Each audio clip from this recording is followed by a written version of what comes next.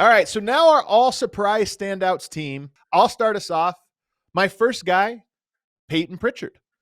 Payton Pritchard has raised his scoring by 7 points. He's taking 9 threes a game and shooting 43.5%.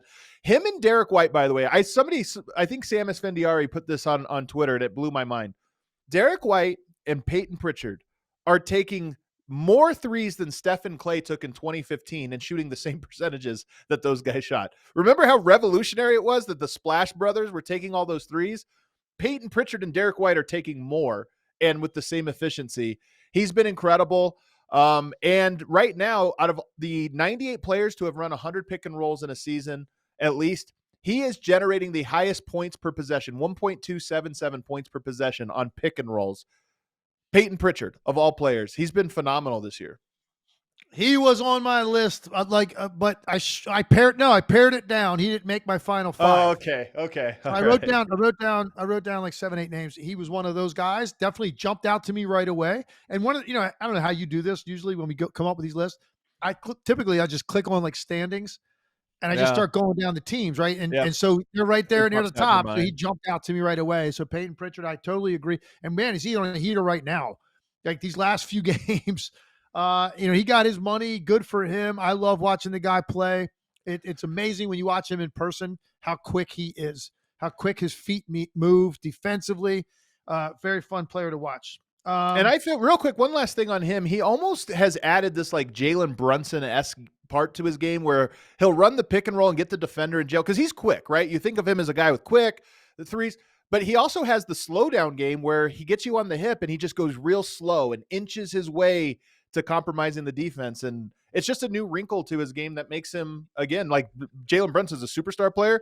Payton Pritchard gets to act like a superstar in these tiny little moments throughout the game when he gets to do those types of things. And I think the final thing on this, I think what it really, what it does is it's a great selection because it's given the Celtics another legitimate weapon. Like this guy hurts teams.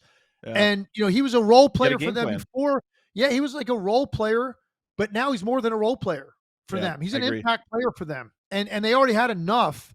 So you were always wondering like, well, where else are they going to get growth from when, their top 5 guys are like that good and that versatile. Everybody else kind of just gets their minutes when they can, and they pick up the crumbs a little bit around those guys.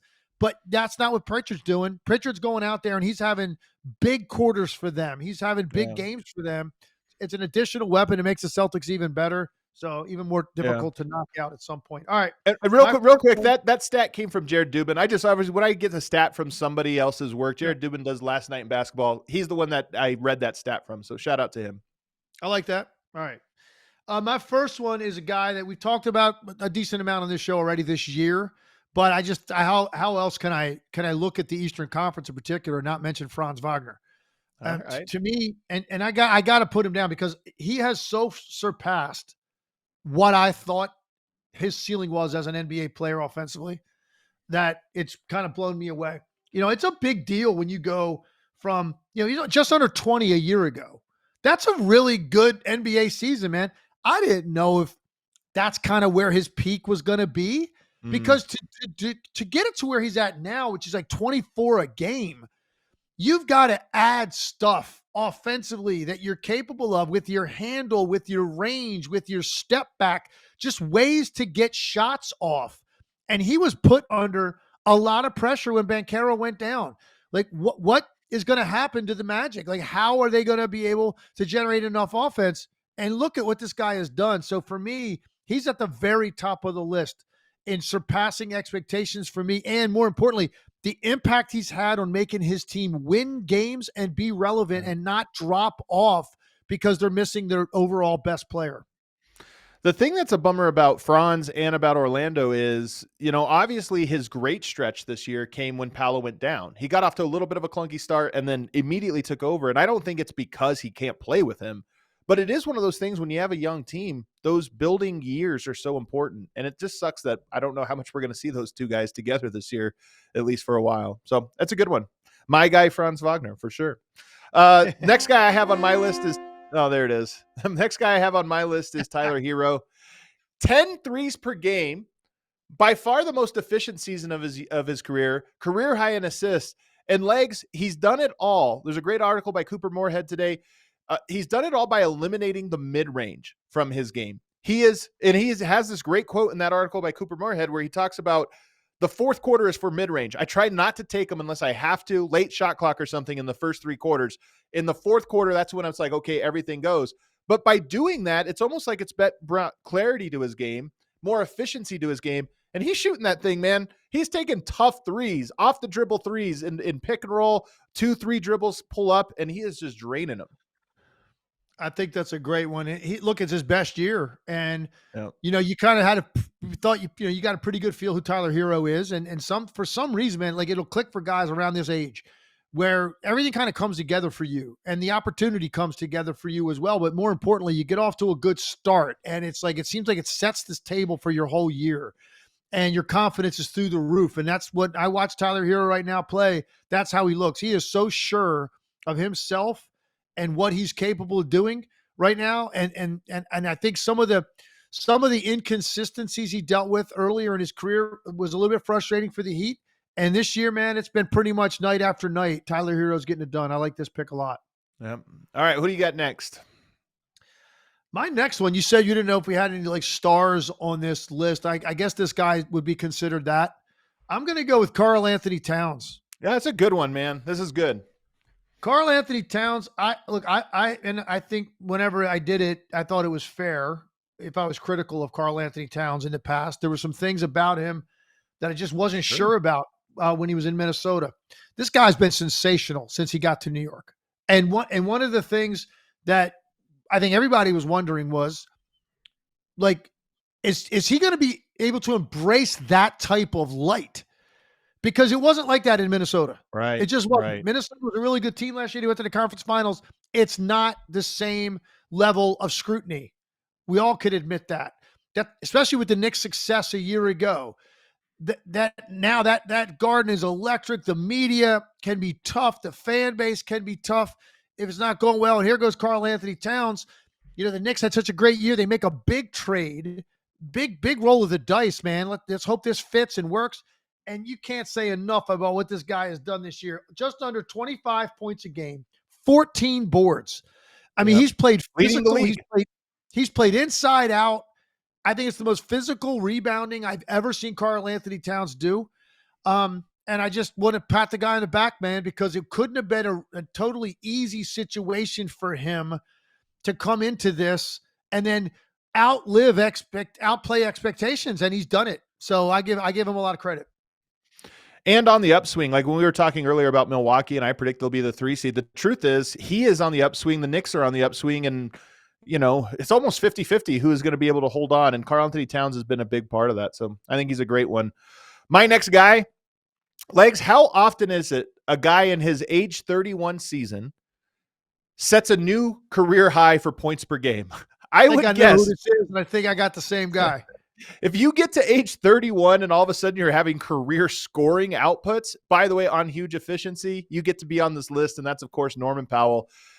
His year 10, and he's setting a career high points per game. He's legit number 2 scoring option, 48% from 3 on 8 per game. 48%? That's the highest of any of the volume 3-point shooters, guys that are taking like a lot of them. He's just been lights out. And, it's Harden and Norman Powell as the offense out there. And then you get a little Zubats, cleaning everything up, getting all the passes. But those two guys are the ones that are keeping them afloat. If Norman Powell has an average year for the Clippers, which is still solid, right? Because he's had a good career. If he has an average year, the Clippers probably have won 5 less games.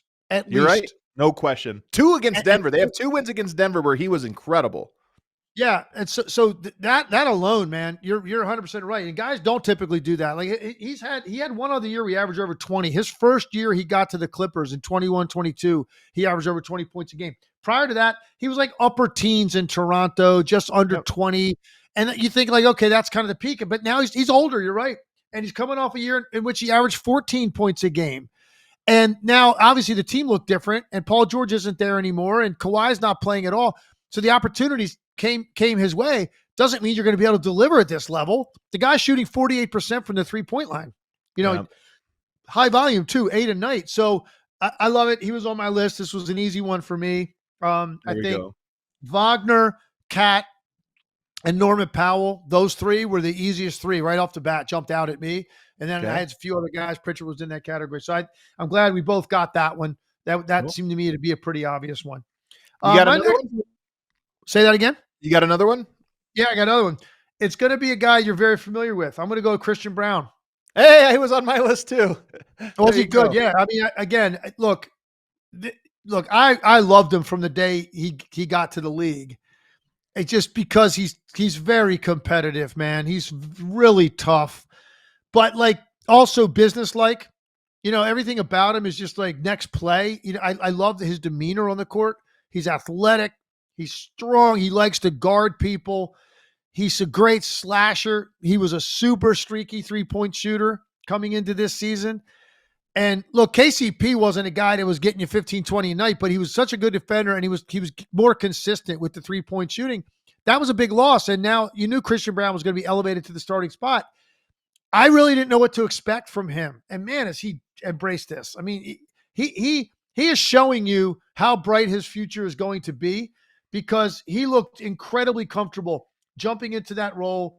Numbers, 35 minutes a game, big increase there, obviously. 15 points a night. That's a lot. 57% from the field, and he's taking, 3 threes a game, 40%. So he's selective with his threes because he knows that's not necessarily his wheelhouse. But guys that shoot 2.5, 3 threes a game that aren't pure shooters don't shoot 40% from the three. Those guys shoot 31% from the three. He's been a lot better than that, and he's still giving you the defense, the slashing, the athleticism. He gets you a highlight reel dunk every couple of games that energizes his team. A crowd favorite. He's had a great year, man. He has really stepped into those shoes and stepped into that spot and jumped all over it. It's a great one. All the reasons you laid out. And 15 points per game is a lot for a guy that was a non-scorer. I mean, he's not a scorer. I think that's more than he scored in college. And he's doing this now in the NBA. It's very surprising. Definitely deserving. My last guy on my list, because I had Christian Braun as well. The last guy I had was Dyson Daniels, of course. My guy again. Go ahead and play the sound. 3.4 steals per game. He's one of 4 players in the history of the league, Legs, to get 3.4 steals per game. He still has to figure out his offensive game, even though he's up 8 points per game. He's not a very efficient player. The team has been fine when he's on offense, but to me, he has single-handedly changed the personality of that team and opened up Trae Young's game, allowed Jalen Johnson to be what he is. I think he completes that team, and he's just been phenomenal. Love it. I'm going to give my last one right now because I think we're going to move on to the next category, but I just want to touch on this guy. I didn't want to leave him off the list. Evan Mobley was on my list too. Great one. It's just better. Like, his numbers aren't dramatically better, Adam. Like, he went from 16 to 18. Shooting splits are pretty close to the same, but he is taking more threes and he's making more threes. He's not a high volume guy. I've always contended I think he's going to get there. I think he can get to be a guy that takes 5 or 6 a night and makes a couple. And he'll just extend their team offensively even more than they are now. He's a huge reason. His growth. I mean, Mitchell's been pretty much what he's been throughout his career. Darius Garland, he's been an all-star. Like, he's played very well. The difference for me with their team this year, more often than not, particularly offensively, is Evan Mobley. Evan Mobley's consistently producing at a high rate. And I thought he was quiet last year sometimes when I would watch him. You wouldn't notice him as much. Too deferential. Not necessarily anticipating being open last year. That's all out the window now. And he's only 23 years old. He's in his 4th season. By far, I think his best season. So he's shown me that he did put the time in the work in and understood there had to be an adjustment psychologically for him this year to be more aggressive, to make their team more legitimate as a contender. And I think he's as big a part of their emergence this year in way we view them as anybody on that roster. I love it, man. That's our list of surprise standouts. Let us know in the live chat or in the comments below who are your surprise standouts. Who did we miss? Is there somebody that we did not mention that you think deserves it? Let us know in the comments. We always like hearing from you guys.